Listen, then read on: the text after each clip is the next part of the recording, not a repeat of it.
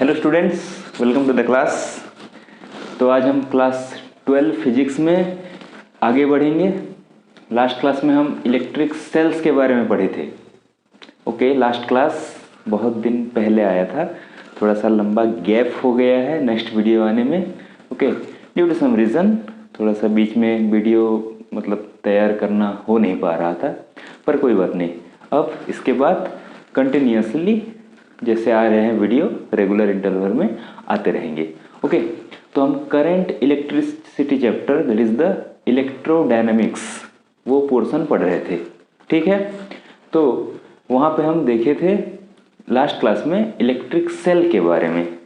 Electric cell जो कुछ ऐसा हम सिंबल दे के उसको पढ़ रहे थे, ये सिंबल था उसका इलेक्ट्रिक सेल का, positive terminal, negative terminal. Okay, तो उसमें हम बहुत सी बातें डिस्कस किए थे, कुछ फॉर्मूले भी निकाले थे जहाँ पे कि हम उसका ईएमएफ, टर्मिनल वोल्टेज और इंटरनल रेजिस्टेंस के बीच में रिलेशन निकालते हैं। फॉर्मूला भी वहाँ पे हम पढ़े थे। ठीक है, तो आज आगे बढ़ेंगे, वही सेल्स के कॉम्बिनेशन के बारे में जानेंगे, इलेक्ट्रिक सेल्स के कॉम्बिनेशन के बारे में।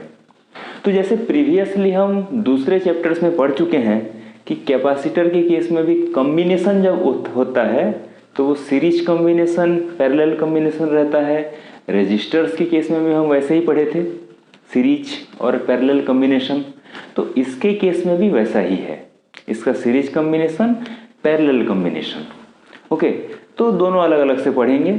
अब देखो, रेजिस्टर्स के केस में जब सीरीज कॉम्बिनेशन होता है, इन दैट केस हम वहाँ पे क्या निकालते हैं, हम निकालते हैं नेट रेजिस्टेंस के लिए फॉर्मूला, या कैपेसिटर के केस में नेट कैपेसिटेंस के लिए फॉर्मूला। तो यहाँ पे किसके लिए फॉर्मूला निकालेंगे, तो यहाँ पे दो चीज़ों के लिए फॉर्मूला निकालेंगे। एक होगा नेट ईएमएफ के लिए फॉर्मूला। अब इंडिविजुअली जितने भी हम सेल्स को कनेक्ट करेंगे सभी के पास अपना अपना ईएमएफ होगा, अपना अपना इंटरनल रेजिस्टेंस होगा। तो कॉम्बिनेशन करने के बाद इक्विवेलेंट ईएमएफ निकालेंगे पूरे कॉम्बिनेशन का और इक्विवेलेंट इंटरनल रेजिस्टेंस निकालेंगे। ठीक है, तो स्टार्ट करते हैं। The first one is the series combination of cells. तो सीरीज कॉम्बिनेशन कैसा होगा, डायग्रामेटिकली ये कुछ ऐसा होगा।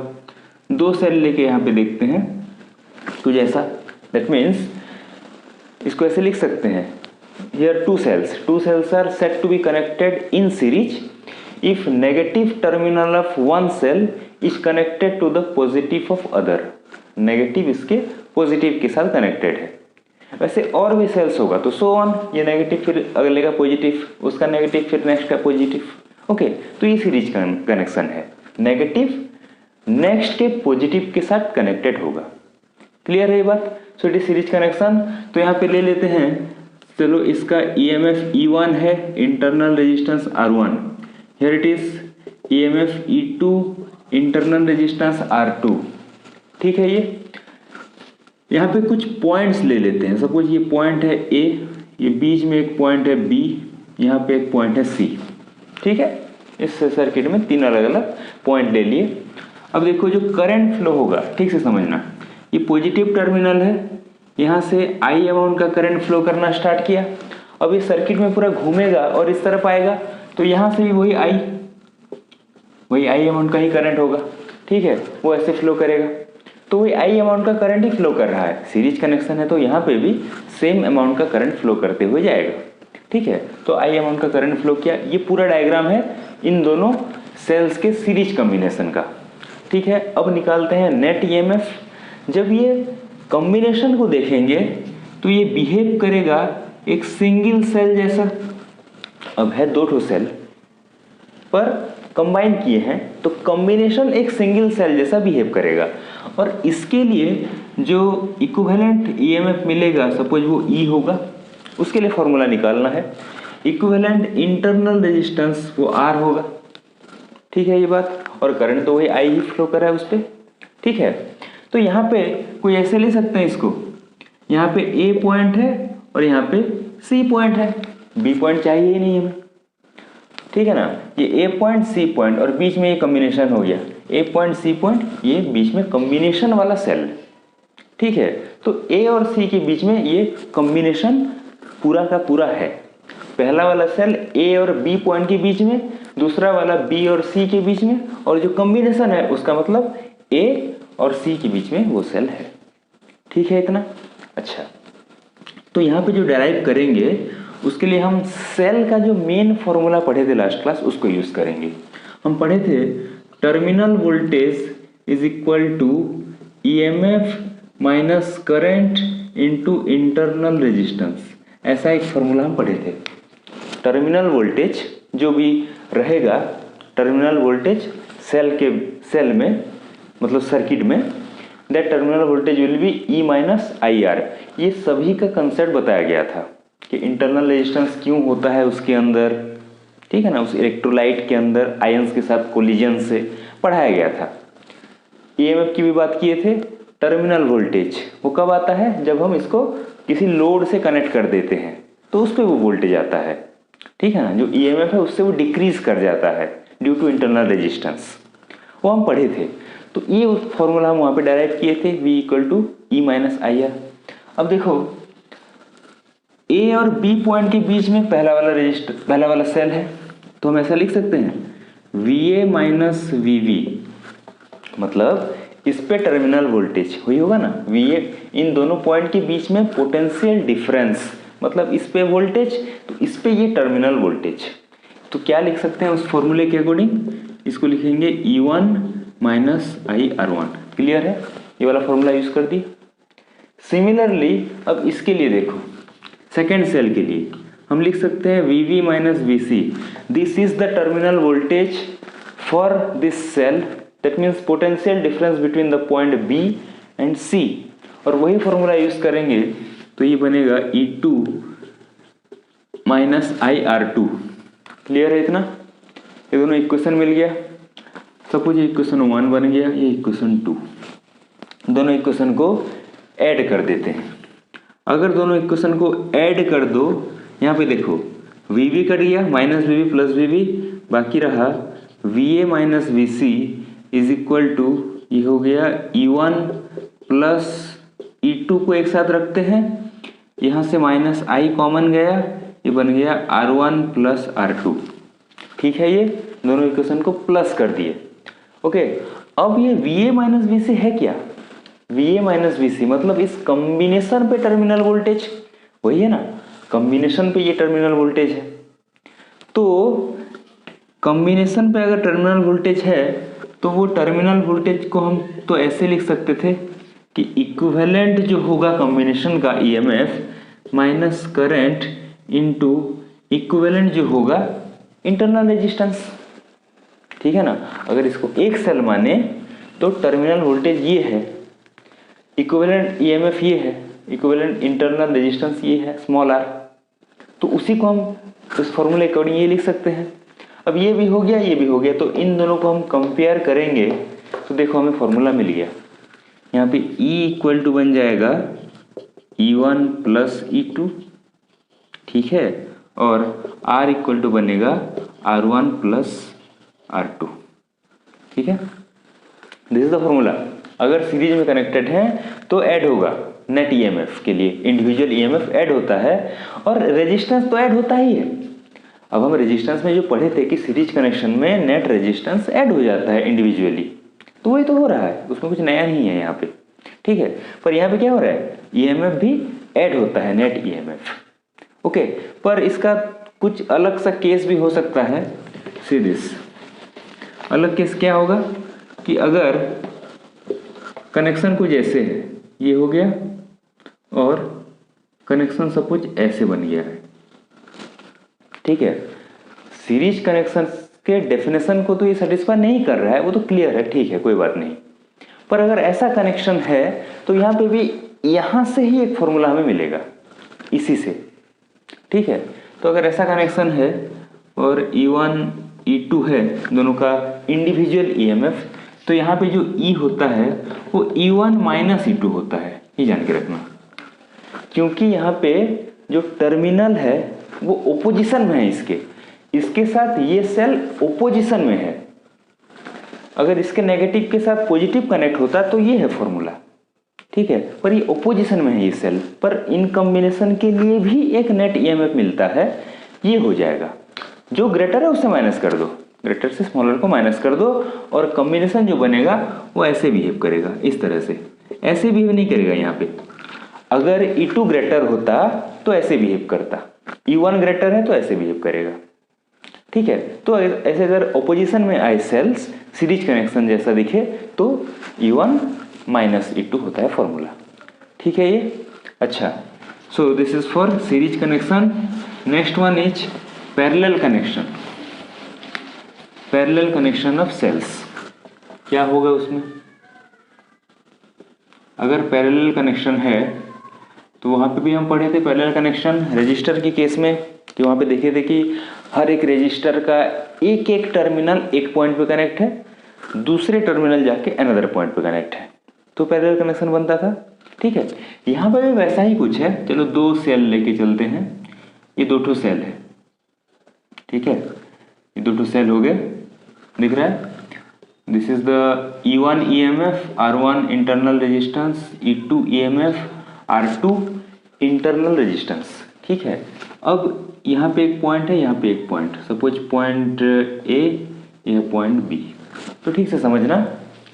These two cells are said to be connected in parallel when their positive terminals are connected to one point and negative terminals are connected to other point, ठीक है। ये दोनों का टर्मिनल, पॉजिटिव टर्मिनल एक पॉइंट पे, ए point पे connect है, यहाँ पे बी पॉइंट पे नेगेटिव जाके कनेक्ट है, ये है पैरेलल कनेक्शन, ओके। वहाँ पे एंड टू एंड जैसा दिखता था ना, पॉजिटिव जाके नेगेटिव के साथ, यहाँ पे वैसा नहीं है, ये ऐसा कनेक्शन होगा पैरेलल में। तो यहाँ पे निकालेंगे नेट ईएमएफ और नेट इंटरनल रेजिस्टेंस, ठीक है। अच्छा, एक चीज़ देखो, करंट की बात करते हैं। दो अलग अलग सेल हैं, सपोज यहाँ से I1 अमाउंट का करंट आया इसके पॉजिटिव से, इसके पॉजिटिव से गया I2 अमाउंट का करंट, ए पॉइंट पे दोनों मिले और इस तरफ फ्लो किया I equal to I1 plus I2, ये ऐसे फ्लो किया। अब सर्किट ऐसे होगा, कोई भी लोड रेजिस्टेंस दे के सर्किट ऐसे कनेक्ट होगा। तो ये यहाँ से फिर से एंटर किया I, और इस तरफ गया इसका I1, इस तरफ गया I2, ठीक है। तो सेल से I1 निकला है, I1 ही एंटर करेगा नेगेटिव में, I2 निकल रहा है तो I2 एंटर करेगा, ठीक है। तो यहाँ पे ऐसे I करंट पूरे सर्किट में फ्लो किया, जो भी लोड दिया होगा उसके बाद फिर वही I करंट ऐसे एंटर कर गया, समझ में आ रहा है? अच्छा, तो इतना पहले हमें मालूम हो गया। तो यहाँ पे भी वही फॉर्मूला फिर से आएगा, okay. V equal to E minus IR वाला जो फॉर्मूला था सेल के लिए, यहाँ पे भी यूजफुल होगा वो, पर कैसे देखते हैं, ठीक है। चलो पहले V की बात करते हैं, टर्मिनल वोल्टेज की बात, ठीक है। अगर इस सेल को देखें, E1 EMF वाले सेल को देखो, क्या हम टर्मिनल वोल्टेज को VA माइनस VB लिख सकते हैं? इसके लिए terminal voltage VA minus VB देखो, हाँ ये तो पॉइंट A से है, ये कनेक्ट है B से, तो VA माइनस VB इस पे टर्मिनल वोल्टेज, ठीक है। इस पे भी तो वही हो सकता है, इस सेल के लिए भी वही VA माइनस VB वही सेम होगा। तो यहाँ पे क्योंकि एक एक पॉइंट से कनेक्ट है, दोनों के सेम टाइप के टर्मिनल जाके, इसीलिए टर्मिनल वोल्टेज यहाँ पे दोनों के लिए सेम होगा, दोनों के लिए VA माइनस VB, ठीक है। तो उसको हम V लेके चलेंगे, कोई प्रॉब्लम नहीं है। वहाँ पे अलग होता था, ठीक है, सीरीज में। यहाँ पे दोनों के लिए टर्मिनल वोल्टेज सेम होगा, क्लियर है? अच्छा, तो उसको हम V लेके चलेंगे।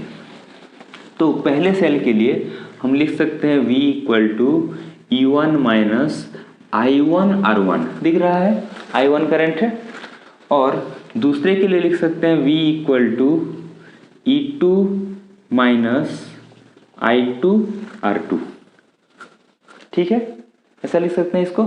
अच्छा, तो अब देखो, अगर दैट इम्प्लाइज दोनों तो V हैं, दोनों के दोनों V हैं, यहाँ से निकाल दो I1 को, ठीक है, दिस आर स्टेप्स। यहाँ से I1 को निकालो, कितना होगा देखो, I1 को अगर निकालेंगे तो this will B E1 minus V divided by R1, दिख रहा है। ये I1 R1 इधर आया, V उधर गया, फिर R1 जाके डिवाइड हुआ। इतना मैथमेटिक्स तो पता है सबको। ओके, ये होगा I2 इक्वल टू कितना होगा, E2 minus V divided by R2। ठीक है, दिस इज I2। अच्छा, अब I इक्वल टू क्या होता है, I1 प्लस I2 होता है, यहाँ पे लिखे हैं। तो I इक्वल टू हो जाएगा, दिस I इक्वल टू, इसको यूज कर दो, E1 minus V by R1 plus E2 minus V by R2।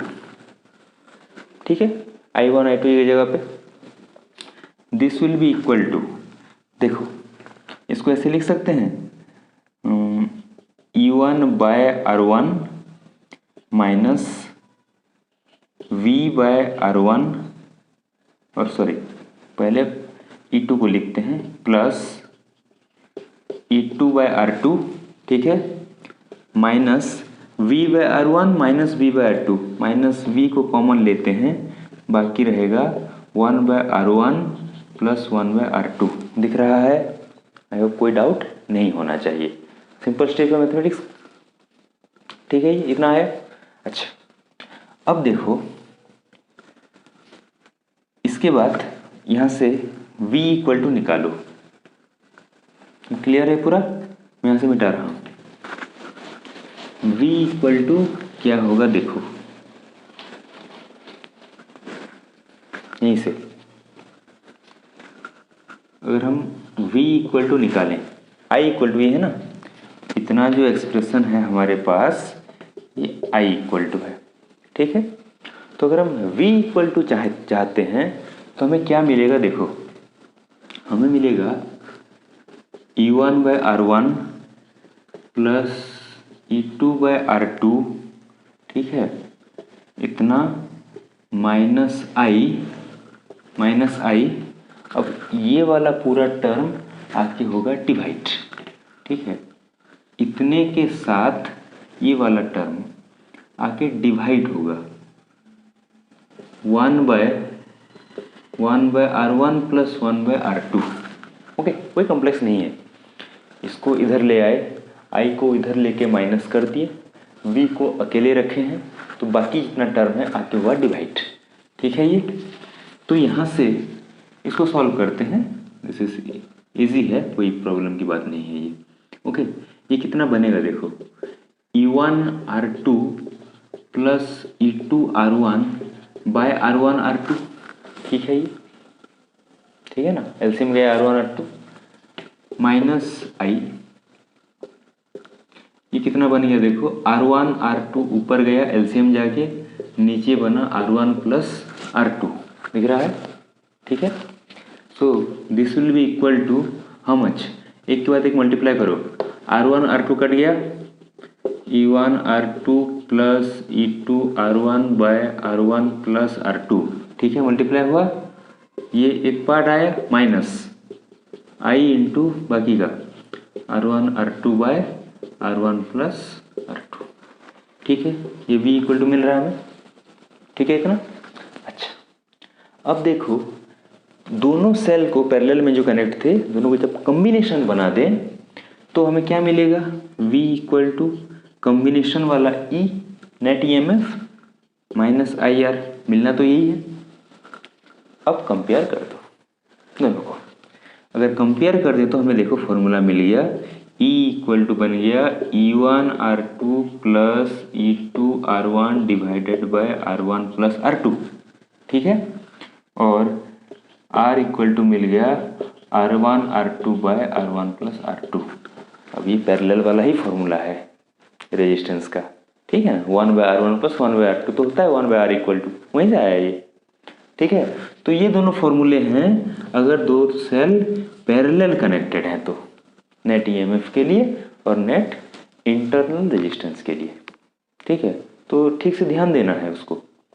Internal resistance वाला कोई टर्म सीरीज में नहीं रहता EMF निकालने के लिए, यहाँ पे रहता है। ठीक है, इंटरनल रेजिस्टेंस ऐसे मल्टीप्लाई होके मतलब इस फॉर्म में मिलता है हमें EMF, नेट EMF। ठीक है, पैरेलल कॉम्बिनेशन के केस में। ओके, तो ये डिफरेंट फॉर्मूले हैं सीरीज और पैरेलल कॉम्बिनेशन से। तो इससे रिलेटेड क्वेश्चंस, बहुत से न्यूमेरिकल्स सॉल्व हो पाते हैं।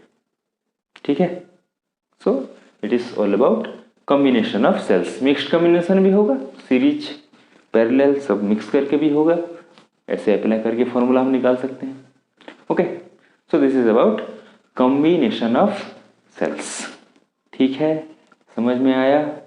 बस समझ जाने से भी नहीं होगा, ठीक से प्रैक्टिस करना है, फॉर्मूला याद रखना है, फॉर्मूला को यूज करके क्वेश्चंस करने हैं। ओके, तो नेक्स्ट क्लास में फिर आगे देखेंगे। ठीक है, थैंक यू।